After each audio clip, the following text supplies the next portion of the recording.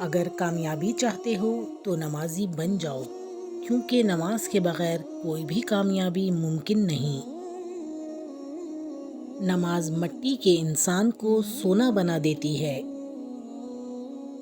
حضرت علی رضی اللہ تعالی عنہ نے فرمایا، ہمیشہ سچ بولو تاکہ تمہیں کبھی قسم کھانے کی ضرورت نہ پڑے۔ حالات مجھے کمزور کرتے چلے گئے اور میرا اللہ مجھے پہلے سے زیادہ مضبوط کرتا رہا۔ وہ عطا کرنے پر آ جائے تو مانگنے کا طریقہ بھی سکھا دیتا ہے۔ اے اللہ، تیرا شکر ہے، تو نے مجھے انسان بنایا اور مسلمان بنایا اور پیغمبر آخر الزمان محمد رسول اللہ کا امتی بنایا۔ رسول اللہ صلی اللہ علیہ وسلم نے ارشاد فرمایا، جب عورت اپنے خاوند کے سوا کسی غیر کے لیے زینت کرے تو وہ اس کے لیے آگ و عیب ہے۔ ارشاد باری تعالیٰ، اللہ کی راہ میں خرچ کرو اور اپنے آپ کو اپنے ہاتھوں سے ہلاکت میں مت ڈالو۔ اللہ کا شکر ادا کرو، یہ نہ سوچو کہ اللہ تمہاری دعا فوراً قبول کیوں نہیں کرتا۔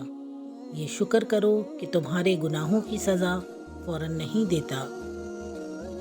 تم وہ مانگتے ہو جو تمہیں اچھا نظر آتا ہے، اللہ وہ دیتا ہے جو تمہارے لیے بہتر ہوتا ہے۔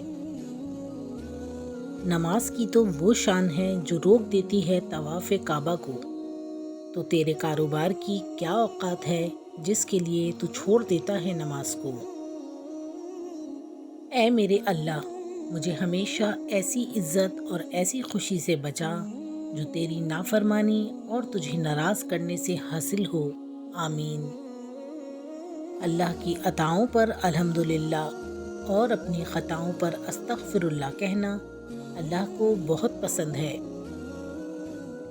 فرض ہوتے ہیں آنسوؤں کے سجدے، بلند جب آزمائش کی آذان ہوتی ہے۔ بڑا مشکل ہے ضبط کا وضو سنبھالنا، بڑی لمبی یہ صبر کی نماز ہوتی ہے۔ بس اللہ ہی بہترین محافظ ہے اور وہ سب مہربانوں سے بڑا مہربان ہے۔ سجدے کی خوبصورتی یہ ہے کہ ہم فرش پر سرگوشی کرتے ہیں اور وہ عرش پہ سنی جاتی ہے۔ سبحان اللہ۔ ہمیں صبر آنے کی دیر ہوتی ہے اور اللہ کا انصاف شروع ہو جاتا ہے۔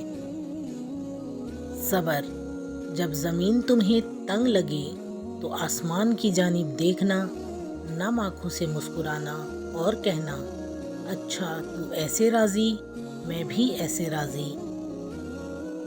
صبر اتنا رکھو کہ عشق بے حد نہ بنے، خدا محبوب بن جائے، محبوب خدا نہ بنے۔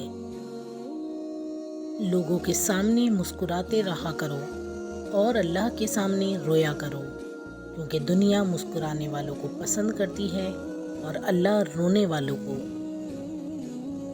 پوری دنیا کا سناٹا بتا رہا ہے، بادشاہت صرف اللہ کی ہے، بے شک۔ دعائیں دینے والے سے بڑھ کر دنیا میں کوئی سخی نہیں، اور دعائیں سمیٹنے والے سے بڑھ کر دنیا میں کوئی دولت مند نہیں۔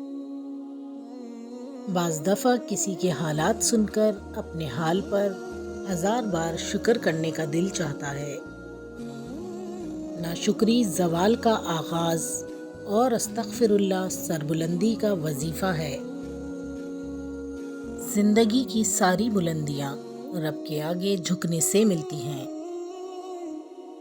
وہ لوگ جو کسی کا برا نہیں چاہتے، اللہ تعالیٰ ان کو ایسی منزلیں عطا فرماتا ہے جو کسی کے وہم و گمان میں نہیں ہوتی۔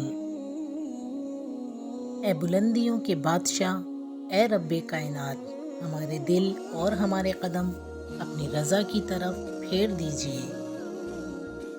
پیارے دوستو، اگر آپ کو یہ ویڈیو پسند آئی ہو تو اپنے چینل انمول موتی 99 کو لائک، شیئر اور سبسکرائب کرنا مت بھولیے گا۔ اللہ حافظ۔